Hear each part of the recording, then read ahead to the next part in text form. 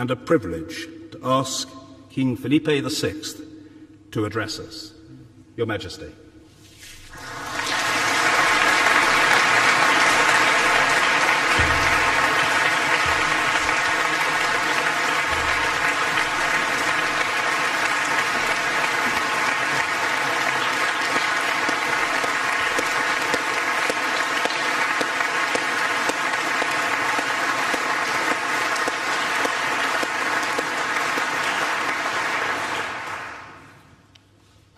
Mr. Speaker, Lord Speaker, members of the House of Lords, members of the House of Commons, Madam Prime Minister, ladies and gentlemen. Please allow me to begin by expressing my gratitude for the extraordinary honour of addressing the British Parliament as part of our state visit to the United Kingdom.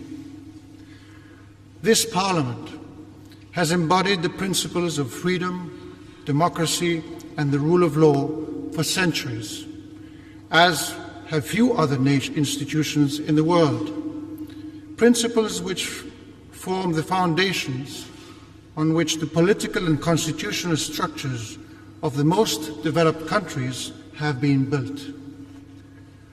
The Palace of Westminster is a symbol of the British people's commitment to the cause of freedom. In the darkest years of the past century, this Parliament faced the threat of totalitarian aggression with great strength of character, as did the people of Britain. Their determination and their faith in victory became a model of morality to be followed and a beacon of hope for generations of Europeans.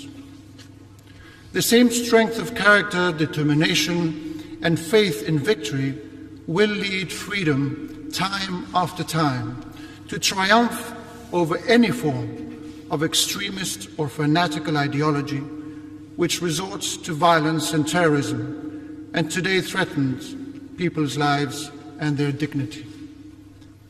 Therefore, in defense of democracy and the civic and political values that form the basis of our peaceful coexistence, I wish to recognize and praise the dignity of the British people have shown when faced with the cowardly terrorist violence that has recently struck this beloved nation. Today, in this House, which was also her house, I wish to honour the memory of the Right Honourable Joe Cox, who was savagely murdered 1 year ago. I would also like warmly to recall from the bottom of our hearts the other victims of attacks and their families. Among these, I must remember policeman Keith Palmer, who died defending this Parliament. Nor should we forget all citizens from different nations massacred in these barbaric assaults. As well, I would like to pay tribute to the Spanish citizen Ignacio Echeverria, who, along with many others, British or not, behaved in an exemplary and heroic manner during the attacks. I take this opportunity in this House to convey my solidarity with the British people and the solidarity of all of Spain. You can be sure of the unwavering affection of the Spanish people. We are your loyal friends and allies. Every craven terrorist attack is an attack on every one of us, because the victims belong to all of us, no matter their origin, their race, their religion, or condition. We owe them and their families our utmost respect, gratitude, and unswavering determination. Honourable members of Parliament, my lords, before you, the representatives of the British nation, I also wish to pay tribute to Her Majesty Queen Elizabeth II. In this year of her Sapphire Jubilee, Her Majesty is a key figure in the history of this great nation. Patriotism, statesmanship, devotion to her subjects, and enduring commitment to service have marked her reign for the benefit of all the citizens of the United Kingdom. Like other nations whose form of government is a parliamentary monarchy, the United Kingdom has achieved renowned levels of democratic, economic, and social development. And Queen Elizabeth has embodied and upheld this parliamentary monarchy in an extraordinary manner since her coronation. Her Majesty has been and remains an example around the world. For all these reasons, honourable members of Parliament and my lords, please allow me to congratulate you and all of your people on your admirable Queen. Ladies and gentlemen, the United Kingdom and the Kingdom of Spain may have different forms of government. Our systems of law may have different origins and means of application. Our constitutions, indeed, may be written or unwritten. However, we have shared a great deal and continue to do so.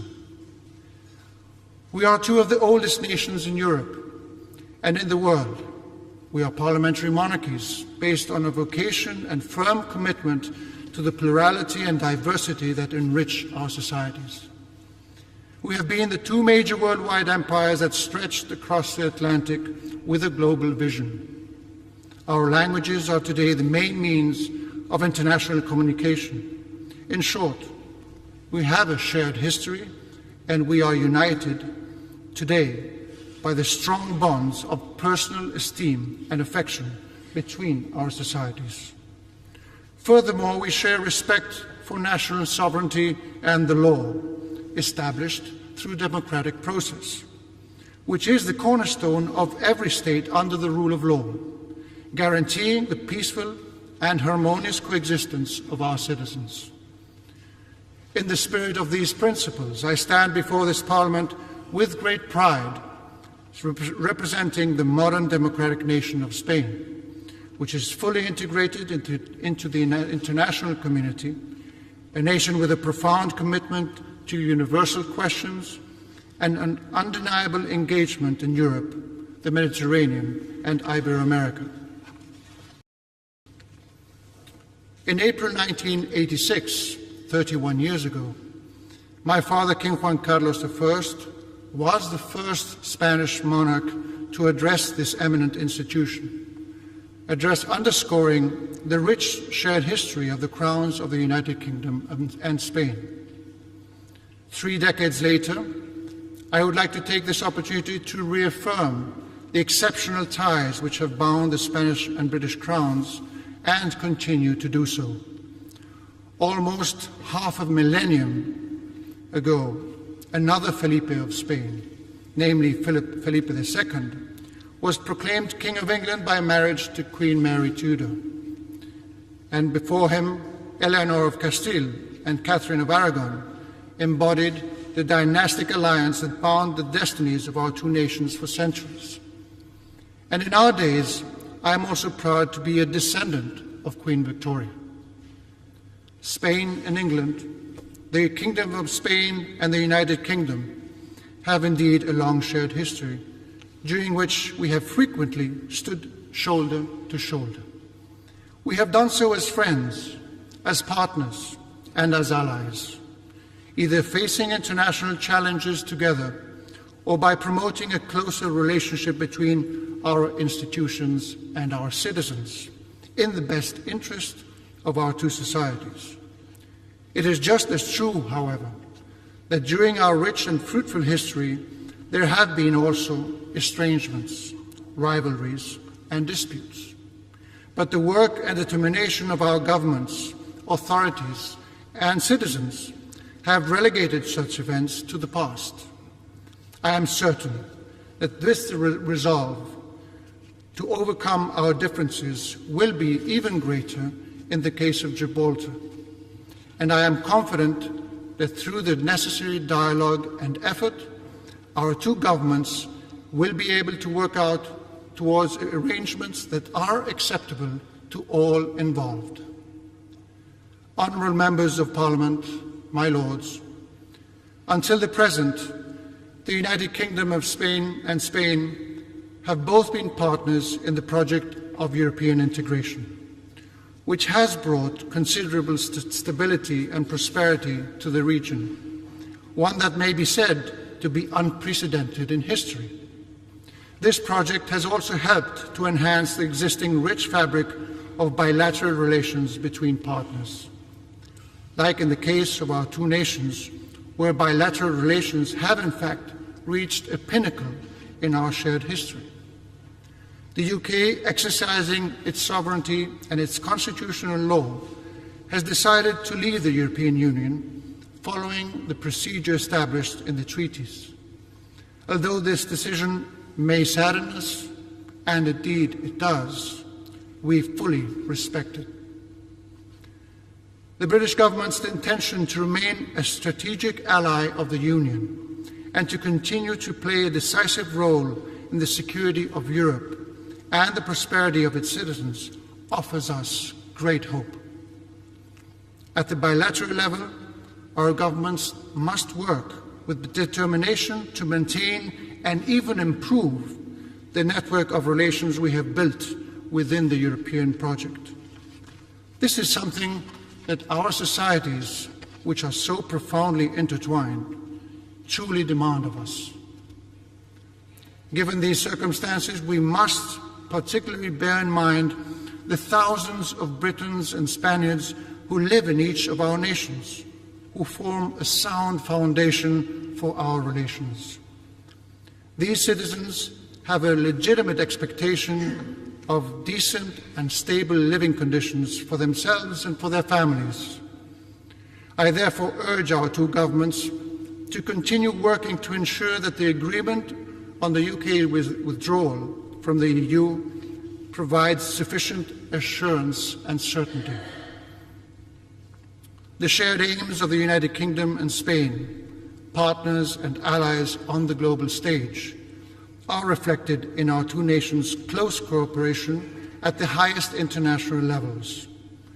We should all take pride in this work, which demonstrates that the international community benefits from the combined efforts of the people of Britain and Spain, and that it can always rely on our mutual collaboration. In particular, I wish to express my sincere respect for the men and women of the armed forces of the United Kingdom and Spain, who either in UN peacekeeping operations or as members of NATO or under the aegis of the EU risk their lives to defend a freer and safer world. We cooperate in the global coalition against Daesh, in operations to support peace and security in Afghanistan, in Operation Sophia to combat trafficking of migrants in the Mediterranean, in the fight against piracy in Somalia as part of Operation Atalanta, and in the campaign to promote stability and development in a region ravaged by terrorism, piracy, and organized crime within the Friends of the Gulf of Guinea. Indeed, in today's globalized and interconnected world, international threats and challenges ignore all borders. This is why the work of the men and women of our armed forces around the world is crucial to peace, security, and freedom for our societies, as is the work of our security forces and intelligence agencies, which cooperate closely to guarantee our safety, to combat terrorism, and to prevent criminal activities. Honourable members of Parliament, my Lords, I cannot continue without mentioning the strong yet flexible ties between our peoples, perhaps the closest in Europe. They are a testimony to the enormous momentum that defines our bilateral relations over the past 3 decades. As I mentioned, there are hundreds of thousands of British citizens in Spain and Spanish citizens in Britain. Moreover, millions of British tourists travel to Spain every year. Our citizens undeniably exemplify our strongest bond, a bond of affection and personal ties. This extremely rich relationship between our societies is matched by very rewarding economic and trade ties. Spain is one of Britain's primary export markets, and the United Kingdom is the second largest investor in our country. In turn, the United Kingdom is the primary destination of Spain's foreign investment, and the third most important export market in the world for Spanish goods and services. Whether they operate in the banking industry, finance, transport, energy, construction, agriculture, technology, or communications, Spanish companies, whatever the size, play a key role in the British economy. They all contribute to the growth of this nation, generating wealth and creating thousands of jobs. Through cutting-edge technology, excellence and know-how, these leading companies have been able to firmly establish themselves in the demanding British market. In this regard, the United Kingdom's ambitious plan to modernize and extend its transport networks has created excellent opportunities in infrastructure. This has bolstered trade, technological exchanges, and cooperation between British and Spanish companies, and has expanded the capacities for transport by air, sea, road, and rail. There are indeed many outstanding examples of this fruitful contribution. Allow me a few words in Spanish. Sin duda, otro rasgo que nos acerca al Reino Unido y a España es el orgullo que sentimos por nuestra historia, nuestra cultura y nuestras lenguas. El inglés y el español, las dos principales lenguas de comunicación internacional, resultan esenciales para abarcar la complejidad del mundo moderno. Ambas demuestran una extraordinaria vitalidad que les permite seguir creciendo como herramientas fundamentales de comunicación, sea en la cultura, en los negocios o en el mundo del ocio. Esta vitalidad hunde sus raíces en una larga historia. En el año 2016 conmemoramos el cuarto centenario del fallecimiento de Shakespeare y de Cervantes, forjadores respectivamente del teatro y la novela moderna.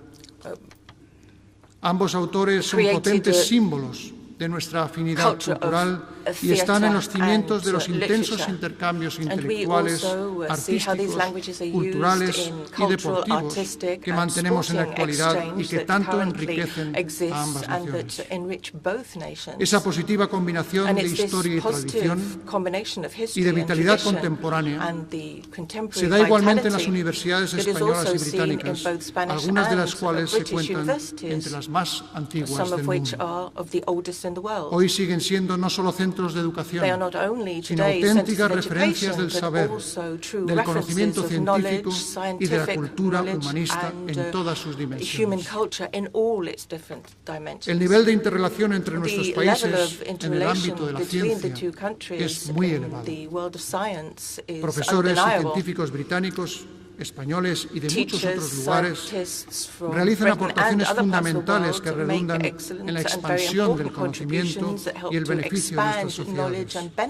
En este sentido, quiero también reconocer el mérito de los extraordinarios hispanistas británicos que han desarrollado una labor formidable durante tantos años, contribuyendo a elevar tanto el nivel del conocimiento y aprecio aquí por la historia y cultura de nuestro país, como la calidad de la investigación que sobre ella se ha realizado desde fuera. Ello ha generado también un gran interés en la sociedad en general. Honourable members of Parliament, my lords, our two nations currently enjoy excellent bilateral relations, among the strongest in our history. We now face the challenge of how to continue forward as partners, friends, and allies under the new circumstances, but always shoulder to shoulder at the heart of a free, democratic, and prosperous Europe. I am certain that the United Kingdom and the Kingdom of Spain will continue to work together and further the deep and meaningful friendship that we have forged together, driven by a legacy of robust bonds and a desire to build a better future of well-being and progress for all our citizens. Because to conclude, as my father, King Juan Carlos I, said in this same house, we are two nations with every reason for understanding, support, and affection. Thank you so much.